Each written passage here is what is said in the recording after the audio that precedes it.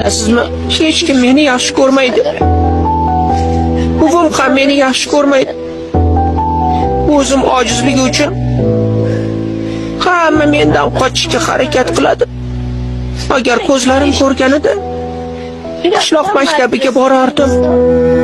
Qishloqdagi hamma bolalar u yerda o'qiydi, faqat mendan tashqari. Men esa ko'zi ojizlar maktabida o'qishim kerak. Dunyoning narigi burchagidagi maktabda.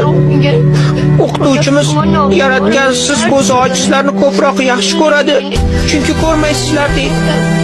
Men agar bizni yaxshi ko'rsa, nega ko'zi ojiz qilib yaratdi?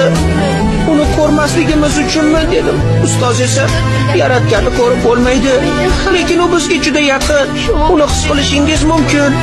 Unga qo'lingizni tekkizib sezishingiz mumkin dedi. Shundan beri men hamma yerdan yaratganni eslayman.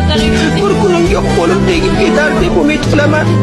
Agar yaratganni topsam, unga dilimdagi hamma narsani, hammasini aytib beraman.